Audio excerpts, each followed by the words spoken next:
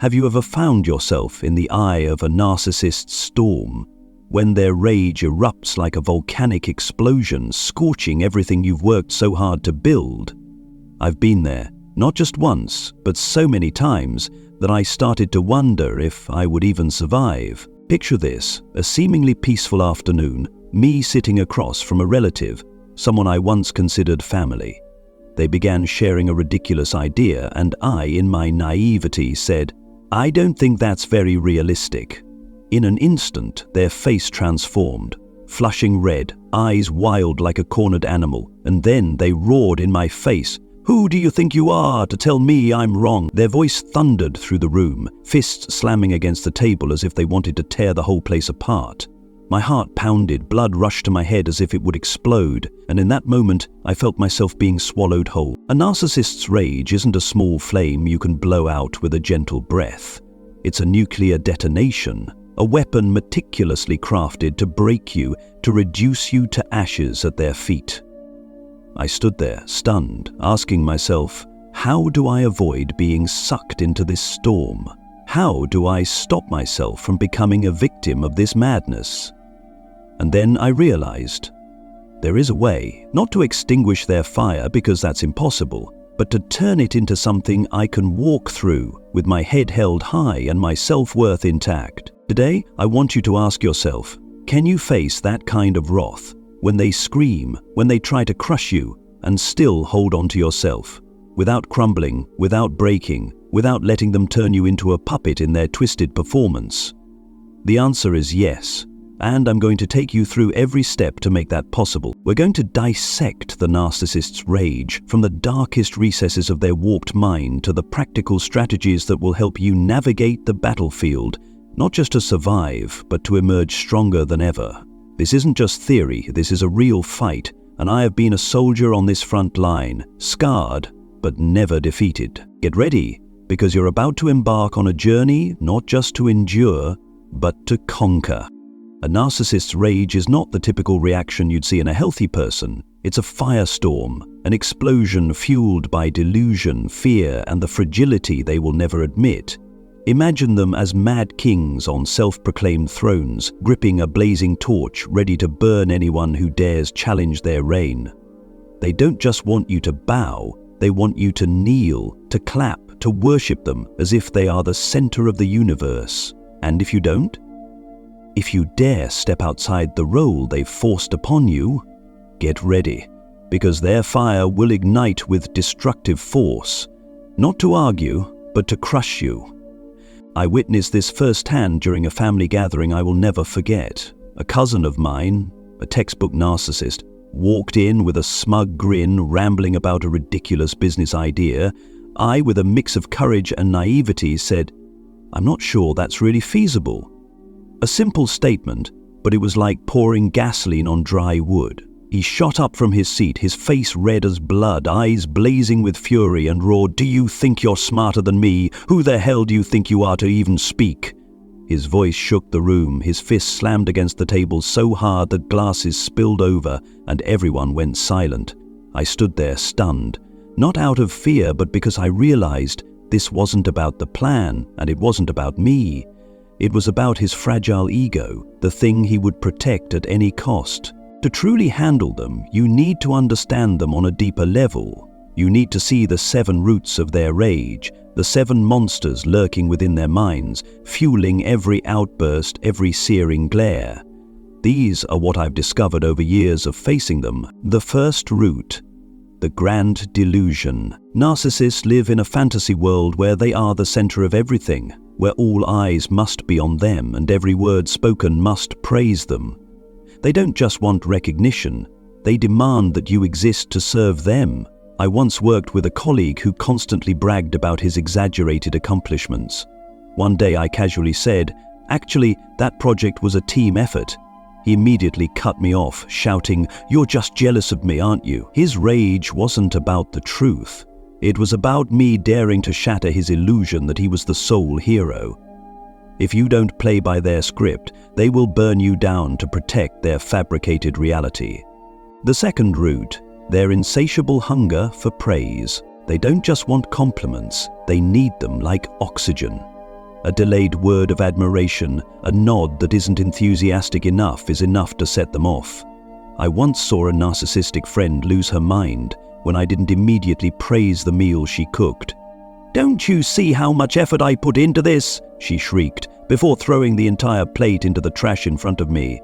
It wasn't about the food, it was about me not clapping fast enough. Their rage is the roar of a starving ego, and they will do anything to be fed. The third root, the self-crowned throne. They wear an invisible crown, convinced they are superior to everyone, and you, in their eyes, are merely an underling in need of schooling.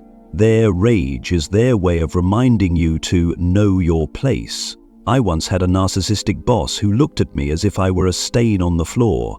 One day, I proposed an idea in a meeting. He scoffed, then snapped, "Do you think you're smarter than me? Sit down." He didn't care about the idea. He just needed to assert that his throne remained untouched. When they explode, it's the roar of a king afraid of losing his power. The fourth root, the empty heart. Empathy is foreign to them. Their hearts are frozen, devoid of space for your emotions. You are merely an obstacle, a shadow to be stepped over on their path to glory. I once shared a bad day with a narcissistic friend. He cut me off, saying, "I don't care. Today is about me." When I tried to continue, he snapped, "You're so selfish." His rage wasn't because I was wrong. It was because I dared to think my feelings mattered. To them, you don't exist unless you serve them. The fifth root, the need for control. They need to manipulate you like a puppet, and when you break free, when you dare to make your own choices, they explode in fury to pull you back. I once lived with a narcissistic roommate. He dictated everything from how the apartment was arranged to what time I should sleep. One day I said, "I'll do it my way." He hurled a cup onto the floor, screaming, "You think you have the right to defy me?" His rage wasn't about the cup. It was about me daring to cut the strings. The sixth root, boundaries are their enemy. Setting boundaries with them is like waving a war flag. They can't tolerate the idea that you have the right to define yourself. I once told a narcissist I need my own space. She sneered, then shouted, "Space? You're not allowed to leave me."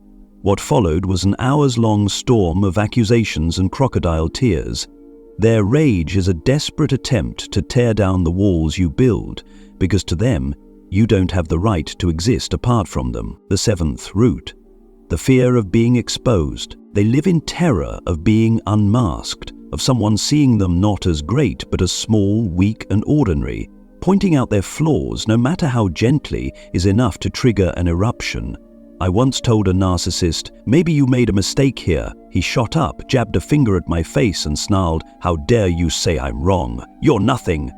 That rage wasn't about defending the truth. It was about hiding his fear that he wasn't as perfect as he pretended to be. Their rage is never truly about you. It's about the monsters inside them, the cracks they refuse to acknowledge. Understanding this is the first step to not being consumed by their fire. But understanding alone is not enough. You need weapons to fight back. You are not prey in their twisted game, you are a warrior, and this is how you turn their rage into leverage for your own growth. I've faced them, I've fallen, and I've risen stronger. And now, I'm giving you 6 battle-tested strategies, forged through blood and tears, to help you stand firm in the storm. Strategy 1. Stay in your lane. Don't fall into the deadly trap of trying to fix them. It's a maze with no exit, and they're not worth your sweat. Your job isn't to make them understand. It's to protect yourself and hold on to the dignity they want to trample. I once wasted hours explaining to a narcissistic coworker why I disagreed with him. He cut me off mid-sentence and shouted in front of the entire conference room, "You're an idiot if you think you're right." I was drained, but then I learned I didn't need his approval. I just needed to stand my ground and walk away without letting him drag me down. When they explode, remind yourself, this is not my battle. I just need to defend my space. You don't need to prove anything to them. You just need to be you. Strategy 2. Respond with logic. When they roar, when their fire blazes, don't fight fire with fire. Turn your response into a sharp arrow, cutting through the storm without being pulled into it. Keep your voice steady, your gaze unwavering, your words firm. The next time my cousin lost his mind because I didn't praise him, I didn't yell back. I simply said, "I hear you, but I have the right to my own opinion." No shouting, no trembling. Just cold, unshaken composure. He paused, even if only for a second, because I refused to give him fuel to burn.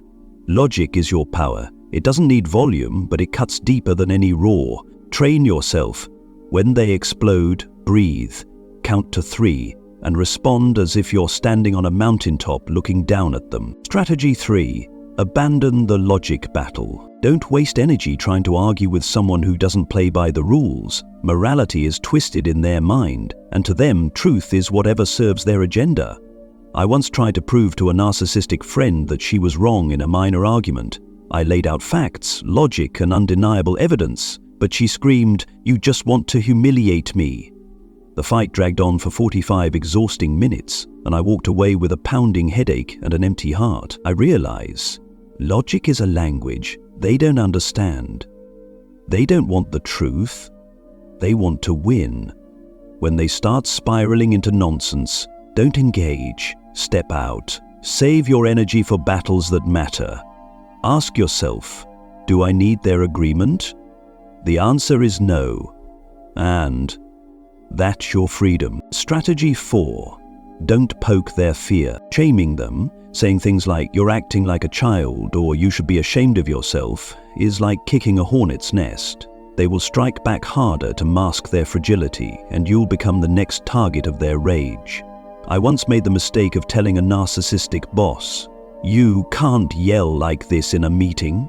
He turned to me, face dark with fury, and growled, "Who do you think you are to tell me what to do?" What followed was 20 minutes of personal attacks, completely unrelated to the issue at hand.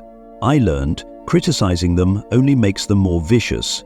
Instead, stand tall, keep your tone neutral, and don't stoop to their level. Calm silence, a steady gaze, those are more powerful than any sarcastic remark. They want to drag you down. Don't give them the satisfaction. Strategy 5. Expect the madness. They will be irrational. That's their nature, as predictable as the sunrise. Accept it, and you won't be blindsided when the fire erupts. I used to be shocked when a narcissistic roommate lost his mind because I didn't clean the apartment exactly when he wanted. He banged on my door, shouting absurd things like, "You're the most irresponsible person I've ever met." After a few episodes like this, I learned to predict it. This wasn't the first time, and it wouldn't be the last. When you see the storm coming, prepare, breathe deeply, and remind yourself, this isn't about me, it's about them. This mindset is your armor. You don't get swept away, you stand firm, and you stay in control of your mind. The next time they explode, smile inwardly. You saw this coming, and you were ready. Strategy 6. Build an impenetrable wall. Your boundaries are not an invitation for them to respect you, because they never will, but a shield for your freedom. Say no and stand by it, no matter how much they yell or plead. I once told a narcissistic friend, "I won't continue this conversation if you're shouting." He threw his phone to the ground and screamed, "Who do you think you are to set rules for me?" But I didn't flinch. I turned away, walked off, and the next time he wanted to talk, he had to lower his voice. Setting boundaries is a declaration, I am not your puppet. They will try to break that wall, with tears, with insults, but every time you hold firm, it grows taller and stronger. This is true power. You don't need their approval, only your own self-respect. They want you to crumble, to shatter under their fire, but you will stand tall, like a mountain in the storm. Try just one of these strategies today. The next time they explode, stay in your lane, respond with logic, and see how much stronger you are than you ever thought. This isn't just survival, this is victory. We live in a world where no one has the right to silence you. No one has the right to turn you into a shadow beneath their feet, not even a narcissist. Their rage is a sharp weapon, forged from insecurity and arrogance, but you can turn it into a forge to strengthen your resilience. You don't need to defeat them on their battlefield. You don't need to shout louder, argue better, or make them submit. Your victory lies elsewhere, in walking away with your self-respect intact, in refusing to let them define who you are. I once knew a mother. She was the embodiment of the strength I want you to see. She lived with a narcissistic husband for 10 long years. Every time she spoke up, he erupted, calling her worthless, breaking things, even hurling a chair across the room just to intimidate her. She cried herself to sleep countless nights, convinced she could never escape.